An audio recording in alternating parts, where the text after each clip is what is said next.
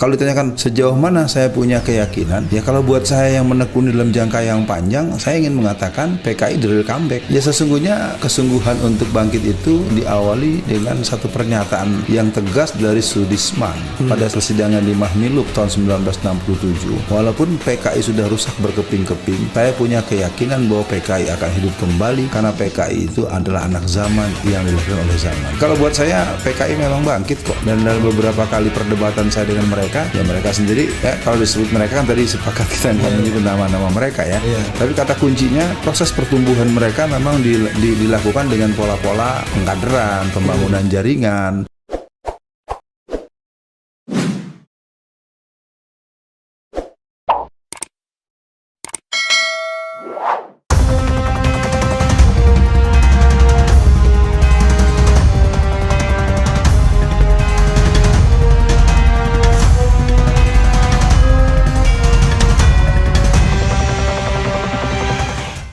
Bismillahirrahmanirrahim. Jadi memang pembahasan soal PKI ini tentu akronimnya adalah Partai Komunis Indonesia ya. Merupakan sebuah perbincangan yang sejatinya pada masa-masa Orde Baru dulu dia malah menjadi satu bentuk nilai positif ya bagi orang yang mempertegas keantian kepada PKI. Hari ini bicara PKI seolah-olah kita ini berbicara yang konyol, yang tolol, yang out of date dan segala macam. Nah, kalau ditanyakan kepada saya, tentu posisi saya adalah posisi beberapa pengalaman yang pernah dialami dan beberapa kejadian serta pensikapan yang langsung saya alami bahwa PKI ini memang secara secara transparan, secara terbuka, secara pengakuan yang sifatnya penegasan mereka belum berani. Kalaupun ada ya tentu, kalaupun tadi disebut tidak bisa menyebut nama, rasanya nggak apa-apa sebut nama yang ini. Ripka Ciptaning kan jelas menulis buku Aku Bangga Anak PKI. Ya, ini sudah revealed ya, sudah jelas ya. Nah, bukunya sambung dengan buku yang kedua. Itu kan Juni 2002. Pada bulan September 2005 dia nulis buku lagi, Anak PKI Masuk Parlemen. Jadi kan ada kesungguhan bahwa dia melakukan proses menunjukkan eksistensi dirinya dengan cara-cara penulisan literatur atau literasi berupa buku. Soal mutu, soal akurasi, soal validasi, menurut saya urusan lain. Covernya sudah begitu. Nah, kalau ditanyakan sejauh mana saya punya keyakinan, ya kalau buat saya yang menekuni dalam jangka yang panjang, saya ingin mengatakan PKI drill comeback. Itu yang ingin saya katakan. Saya ingin pemirsa atau Sobat Era pengen tahu latar belakang pendidikan Ustadz. Kalau SD di mana, Tad? Saya SD ada di Jakarta Barat. SD 07 Kota Bambu, Petamburan, Jakarta Barat. Masih ada SD? Masih. SMP? SMP Negeri 61 di belakang Pengadilan Jakarta Barat. Kalau SMA? SMA 78. Wah, keren ini. Iya. Jadi saudara sekalian, SMA 78 itu SMA favorit di dekat rumah saya. Bahkan anak saya pun nggak bisa masuk. Kemudian S1 saya di IKIP Muhammadiyah Jakarta. IKIP Muhammadiyah Jakarta. Yang sekarang sudah berubah jadi UHAMKA. UHAMKA. S2 saya di UNJ. S3 saya di Porong. Jadi S2 di UNJ. UNJ tahun 1997. S3 di Porong. Di lapas. 4 tahun itu ya. Iya, 4 tahun kuliah. Enggak, saya cuma klarifikasi di di Surabaya kenanya ya. Maksudnya ditahannya di Surabaya. Iya, ditahan di Surabaya. Lapas Surabaya. Kalau dilihat dari latar belakang pendidikan, jelas Ustadz pendidikannya umum kan? Iya. No wonder kalau kemudian punya atensi ke jurusannya apa di UHAMKA? Dulu zaman saya kuliah itu saya jurusannya filsafat dan sosiologi pendidikan. Oh, wajar. Kalau S2-nya? S2-nya manajemen pendidikan. Manajemen pendidikan. Silakan tetap dilanjutkan. Ya sesungguhnya kesungguhan untuk bangkit itu diawali dengan satu pernyataan yang tegas dari Sudisman pada persidangan di Mahmilub tahun 1967. Walaupun PKI sudah rusak berkeping-keping, saya punya keyakinan bahwa PKI akan hidup kembali karena PKI itu adalah anak zaman yang dilahirkan oleh zaman. Itu pertama. Yang kedua, buku harian. Anak zaman yang dilahirkan. Iya, dia akan dilahirkan. Jadi PKI adalah anak zaman yang akan dilahirkan oleh zaman di mana dia berada.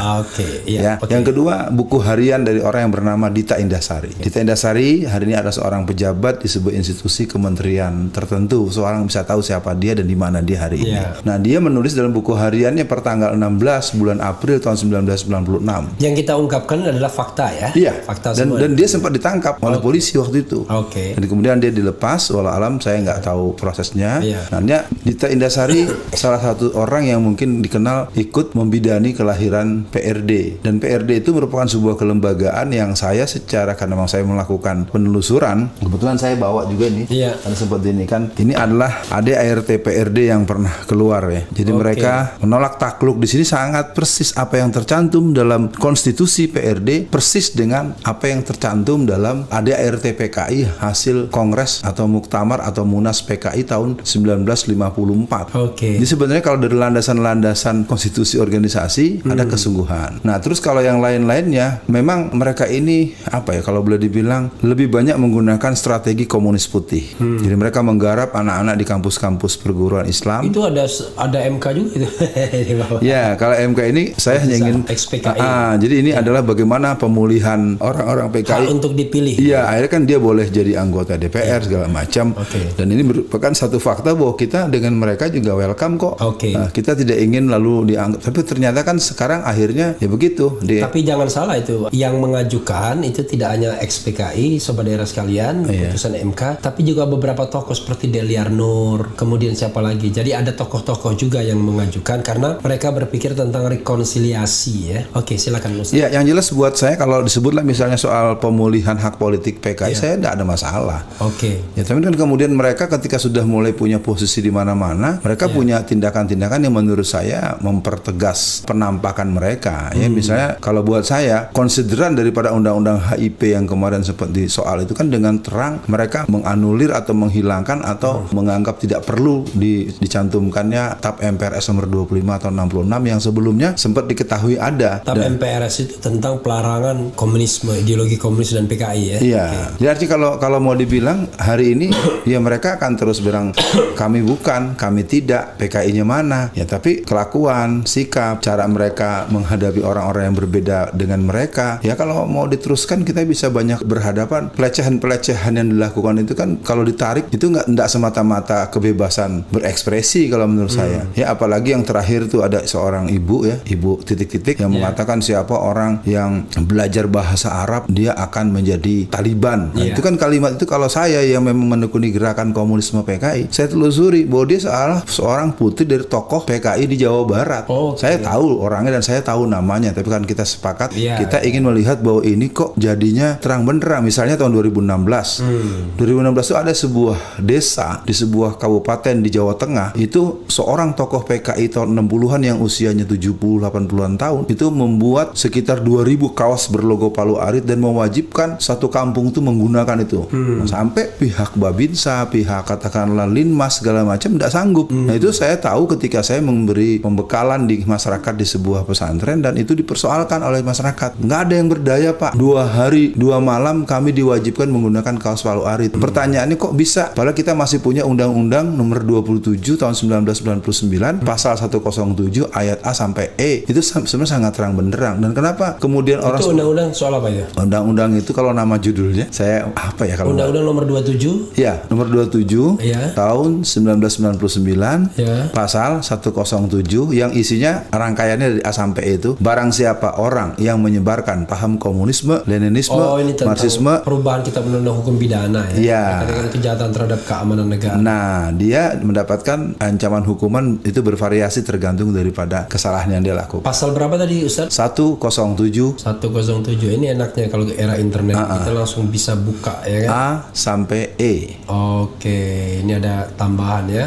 Barang siapa yang secara melawan hukum di muka umum dengan lisan, tulisan dan atau melalui media apapun menyebarkan atau mengembangkan ajaran komunisme, Marxisme, Leninisme dalam segala bentuk dan perwujudan dipidana. Oke.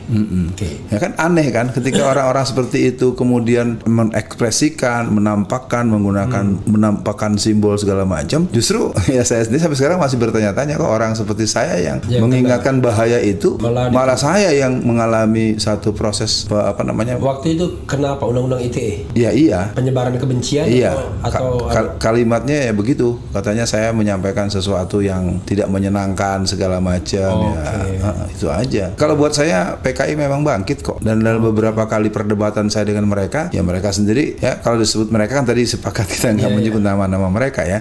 Tapi kata kuncinya proses pertumbuhan mereka memang dilakukan dengan pola-pola pengkaderan, pembangunan jaringan dan membangun kekuatan-kekuatan. Memang setelah gerakan mahasiswa tahun 1974 dihentikan karena ada malari, maka kelompok-kelompok mereka tuh terbagi 3 kelompok ya. Kalau yang kelompok Islam kan kemudian muncul dengan LDK, Lembaga Dakwah Kampus, dan kelompok-kelompok kiri itu kan kita bisa tahu kelompok yang diawali dengan kelompok-kelompok diskusi kan, yang Jalan Biologi di Bandung, Palagan di Yogyakarta, dan kelompok-kelompok diskusi khusus yang ada di Jakarta kan. Dan mereka kemudian kan melakukan proses penguatan yang ujung-ujungnya mereka bikin PRD, yang ujung-ujungnya kerusuhan di kantor PDI tanpa P, ya kan. Kalau kita lihat semuanya itu sebenarnya kalau mau ditarik garis juga merupakan sebuah satu kesungguhan mereka untuk, ya sebenarnya kalau buat saya sih secara akademis ya mereka sebenarnya tidak cukup kuat, cuman gagah-gagahan. Tapi kita kan punya catatan, ini barang nggak bisa main-main ini kalau dibiarkan.